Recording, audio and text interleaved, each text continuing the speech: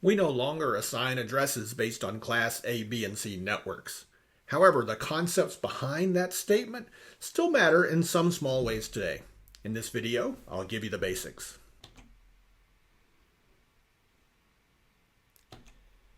As always, my videos match up to a section from the book. This time it's Volume 1, Part 4, Chapter 12.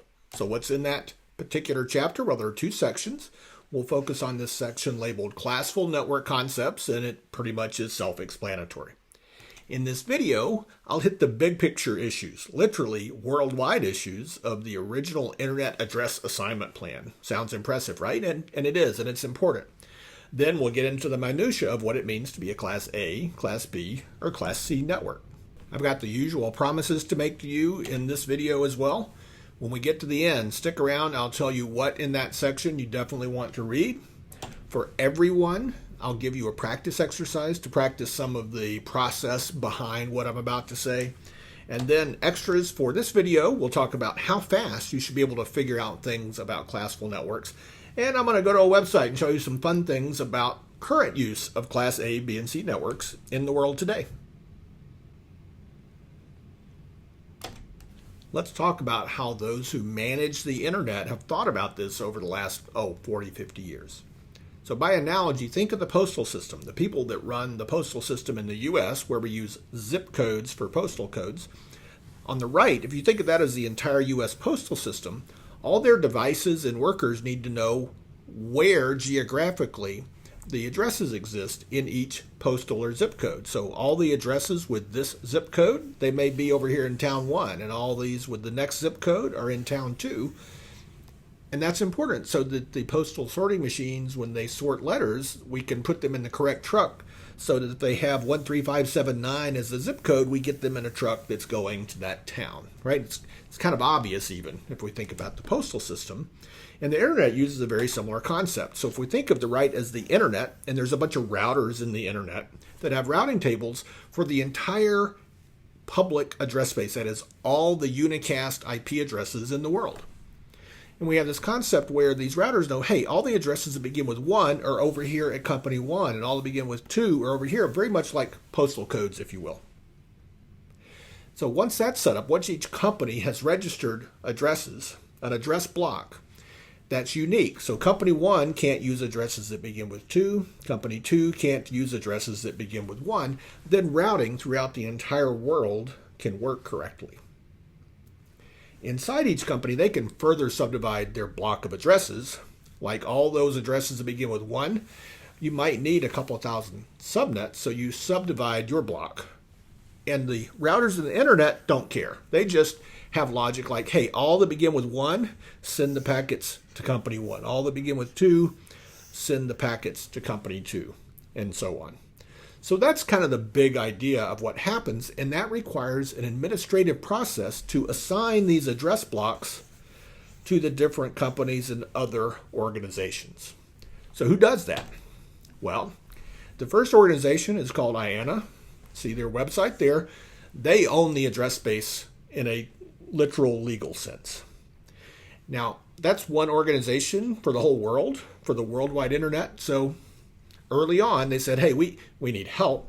So these regional internet registries, or RIRs, were created for 5 different global geographies. And of course, they have offices spread across the world. And part of that's just languages, right? Hey, if you're in a place that's primarily speaking Russian, it'd be nice if you talked to people that spoke Russian as well, right? As opposed to if you were in a Spanish-speaking part of the world, and so on. Also, internet service providers might want to get into this game as well because they might have customers that say, hey, can you give us an assignment of some public addresses? And they say, yeah, we'll work with your regional registry. So all these organizations work together in this administrative process to assign addresses to companies to use so that each company has a unique set of addresses to use when sending packets through the global internet. For this next bit, think big, like worldwide big. IANA owns the entire address space. That is all addresses that have a value from 0 to 255 in 4 octets. Things that look like IP version 4 addresses. And they said, we want to reserve a big chunk of it for, quote, unicast addresses meaning addresses that are used to identify one interface connected to a TCP/IP network. And we want to break them into chunks that are useful for this process we just talked about to assign different blocks of addresses to different companies. And they wanted to have a three-size-fits-all approach: huge networks, medium-sized networks, and small networks. So that's the upper part with class A, B, and C here. So first off, exceptions. All addresses that begin with 0 and 127, they reserved and set those aside to not be used as class A, B, and C addresses. Then they said, we're going to take our large networks from the set of addresses that begin in their first octet with 1 through 126 inclusive. They said, we'll use addresses whose first octet is within this range to create medium-sized networks, and we'll use addresses whose first octet comes from this range to create small networks. There's only a few of these huge networks, 126 of them to be exact. But there's a lot more class B and a huge number of class C networks, a bunch of small networks, a medium number of medium-sized networks, and only a few huge networks. They also defined a class D, whose first octet value addresses are in that range for multicast, and class E, which were formerly used for experimentation but now are simply labeled as reserved. We're going to focus on these unicast address classes here for just a moment. So let's talk about those only 126 worldwide class A networks. Here are 3 of them. All addresses that begin with 1, all that begin with 2, all that begin with 3. Here's a few others. Notice the first octet values are all between 1 and 126 inclusive. And here's a few more. It's not all of them. I couldn't fit all of them on the page at a readable size of font, I think. But these are some of them. And so over the course of history, different organizations have applied for and received the assignment of these network numbers per that plan we just talked about. Now, other companies may have gone after a Class B network because they're medium-sized companies. So there are 2 to the 14th of these Class B networks. That's that many Class B networks. So it might seem like that's enough, right, for the world to have Class B networks.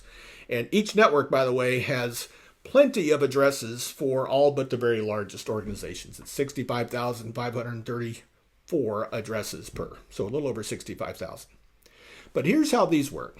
While the first octet range is between 128 and 191, it's the first 2 octets that defines the set, if you will. All addresses that begin 128.0 is 1. All that begin 128.1 is a second. All that begin 128.2 is a third. All that begin 128.253 is yet another. All that begin 191.0 is another. And so on. So there are a lot of these. Now what happens with these is there are only 2 octets that are not set aside to identify the network. And that's why you have fewer bits to identify addresses in the network. That's why the networks are smaller. So we've got 16,000 plus of these worldwide to use, and that was fine. And then we've got these small Class C networks, of which there is 2 to the 21st of those worldwide, which is over 2 million, which you might think, oh, great, we're plenty good. By the way, in case you hadn't heard, we've run out of these things. But that was the plan. Now, what's unique about Class C networks, the first octet range is 192 to 223, but each network, the addresses have the same value in the first 3 octets. Same value, first 3. Same value, first 3. Same value, first 3. So all these are different Class C networks, if you will. Now let's reflect on these numbers a bit for a moment. With this plan of 3 sizes fits all, Class A and B, when you got that assignment, many organizations just didn't really use all those addresses. So many unused, or there was some waste. And it was a bit inflexible. It's only 3 sizes, so you can imagine that didn't fit very well. Now, just to talk a little bit more about the math, we talk about these ideas of host octets and host bits. That's the part on the right of these networks that were shown as blanks in the previous few slides, meaning the individual host addresses would have a value in there that's unique from address to address to address. So in a Class A structure, there's 3 of those octets that are open. That's 24 bits, so there's 2 to the 24th addresses minus 2. 2 to the h minus 2 is the formula, h being the number of these host bits over here. So imagine you've got a block of over 16 million addresses. Yeah, most organizations, you're not going to need that many addresses. Class B, you'd have 65,534. That's a lot. And then weirdly enough, Class C were too small to be useful. 254 addresses really wasn't enough for most companies to be useful, so that you'd end up getting multiple Class C networks. So it was wasteful. So by the early 90s, it was clear we were going to run out of public IP addresses, and there were several things done, and the long-term solution was a new version of IP called IP version 6. But one of the interim solutions was to be more efficient at assigning addresses. So one of the obvious solutions was, instead of having only 3 sizes of address blocks, let's have any size that you can describe with a power of 2. So here we've got these ranges of addresses here, consecutive numbers, very much like the concepts we've already talked about. But this first one was size 2 to the 12th, the next one was size 2 to the 11th, next one size 2 to the 10th. So a little bit bigger, medium size, a little bit smaller in this particular example, but we used those, and we used this RFC that defined how, called classless interdomain routing. I think I've got the acronym down there at the bottom. So it works very much like the public A, B, and C networks did before, but IANA said we'll assign addresses with these not arbitrary size blocks, but any block size that's 2 to the H, and it greatly reduced waste. Now that you understand some of the big global concepts, let's go straight into the math on Class A, B, and C networks. Say you see an IP address, and you notice that the first octet is somewhere between 1 and 126 inclusive. Here's how you can think about that and think about the network it's a part of. So if the address begins in this range, we know it's part of a Class A network. That means that all addresses have the same value in 1 octet, the leftmost octet, and then any of the legal values, 0 through 255, in the second, third, and fourth octets, which gives us 2 to the 24th values as we just talked about. For instance, if your address is 8.4.1.1, it's in that range in the first octet. So conceptually, we can think of that as all addresses that begin with 8 and with any legal value in those last 3 octets. Now we have a more precise way to represent that, numerically speaking. So again, with this 8.4.1.1 address, it's in the Class A range, as you can see there from the first octet. So we have a number called the network ID used to represent the network itself. So it can't be used as an IP address on an interface. It's there to represent the network. And it's the number with the same value in the network part, but all zeros in the host octets. So it's easy to find, right? Just zero out the host octets once you've identified those. And then there's another number called the network broadcast address. And the math is similar, except instead of writing zeros out here, we write 255s. Now what's happened mathematically is this. The network ID is numerically the lowest number in the set of consecutive addresses, and the network broadcast address is numerically the highest number. So you've got the low and high end of the network's values, and they're reserved so you cannot assign them to an interface. So that's a big step to take, and finding the network ID is a skill you should practice and get good at.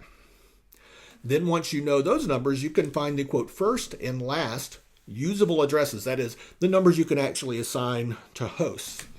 And the math is incredibly simple, as seen here. We take the network ID and add 1 to the fourth octet to get the first or numerically lowest usable address. And then to get the last one, we subtract 1 from the fourth octet of the network broadcast address. All right, so that's the analysis you can do when you see an address that's in the Class A range. Last bit of information. There's a default mask for Class A networks that convey this idea of a 1 octet network part and a 3 octet host part, or 8 bits and 24 bits. So if that's the concept, the mask then breaks things down for us, the network default mask. So this first 8 bits, we call it the network part, and those last 24 bits are the host part. So we construct a mask that's just a binary number that's 32 bits long, with 8 ones to match the 8 network bits and 24 zeros on the right to match the host bits. And then if we write that in dotted decimal format, you get 255.0.0.0, which is the default mask for Class A networks. And you can just memorize that number as the default for Class A. Now let's look at a Class B example just to give you some perspective. If you look at an address and the value is in the Class B range for the first octet, we know that the first 2 octets are in common amongst all addresses in that network. So that's what you have to keep in mind, but otherwise it's pretty much the same process. So conceptually you think, oh, all the addresses that have the same first 2 octets and vary in their last 2. 2 octets is 16 bits long, so there are 2 to the 16th combinations or numbers in a Class B network. Then let's say your address is 130.4.1.1. You know 130 is in this range inclusive. So you say that's a Class B address. The original plan had it in some Class B network. What is that Class B network? Well, that Class B network would be the one conceptually that's the one that begins with all addresses that begin with 130.4. How do we form the network ID? We copy those 2 octets down and write zeros for the 2 host octets. How do you find the network broadcast address? Same idea, except you write 255s in the host octets, and now you have your network ID and network broadcast address. Then to find the lowest and highest usable addresses, you add 1 to the 4th octet of the network ID, and you subtract 1 from the 4th octet of the network broadcast address, and those are the 4 key numbers you'd want to know about any network. Finally, there is a default mask for Class B networks. It supports this idea of the first 2 octets or first 16 bits are in common. Those are the network bits.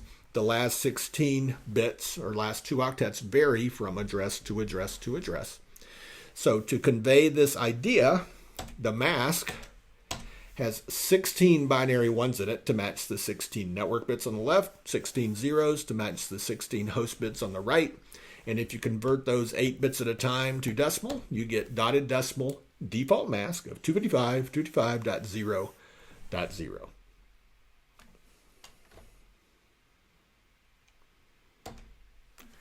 For Class C addresses, you follow a similar process. You just got 3 octets of network, right? So if the first octet value is in the Class C range, you know that there are 3 octets that are in common amongst all addresses in that network.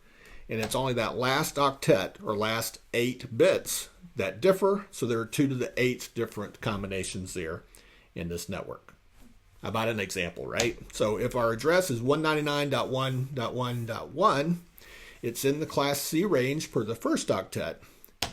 But the network number is going to be 199.1.1 to begin because Class C networks or Class C addresses have the same value in those first 3 octets. Then, of course, to form the network ID, you put a 0 out here in the host octet.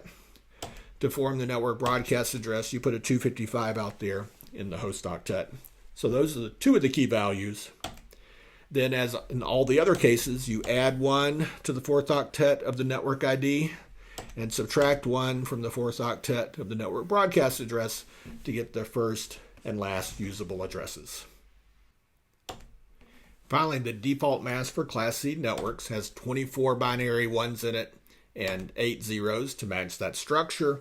So that gives us this binary mask converted to decimal. That's 255.255.255.0.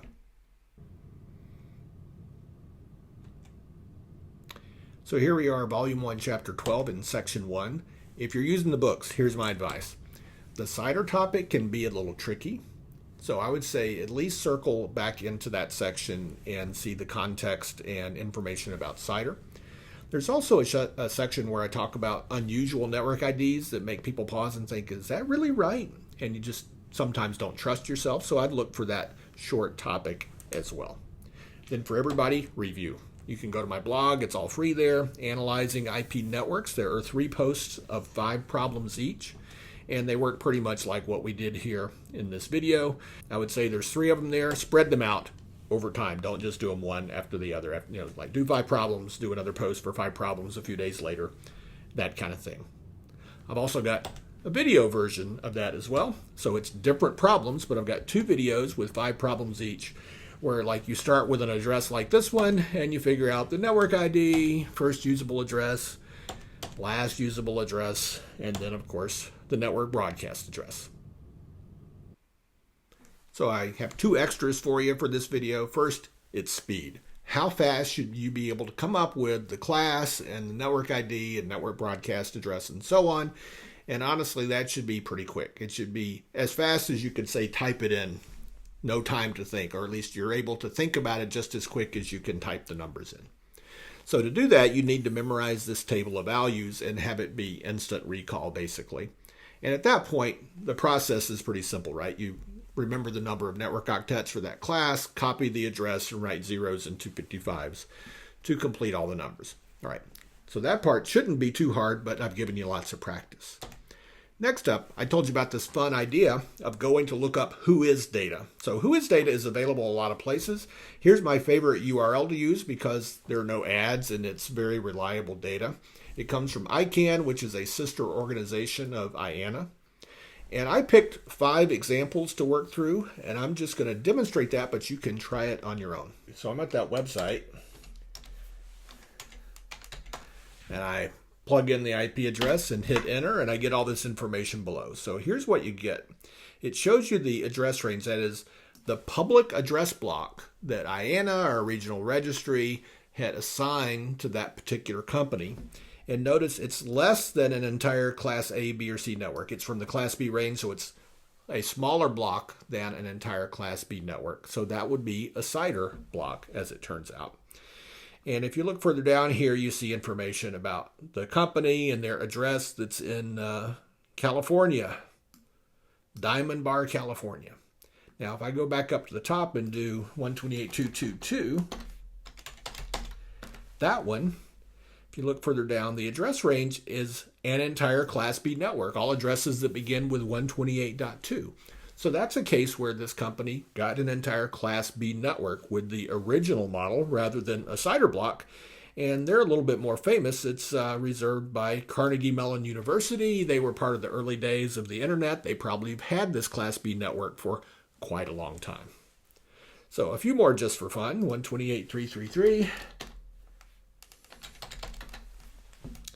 Scrolling down, it looks like the entire Class B network 128.3 with this block. So again, CIDR has replaced Class A, B, and C networks for public address block assignment.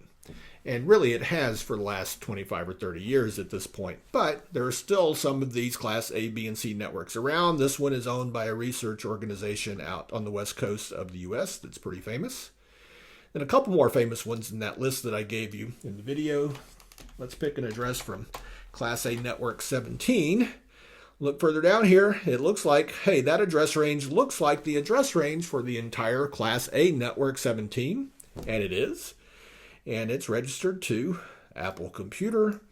And the other one I listed in the video that begins with 19, that one's by Ford Motor Corporation. So you can have fun with this, play around, see what you can see, and you'll see some that are CIDR blocks and some that are Class A, B, and C networks.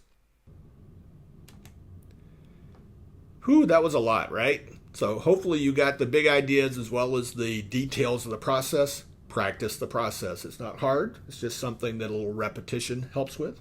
Click subscribe and the bell if you're new here, and leave me a comment. Help me out with a share. That definitely helps me get the word out on the channel.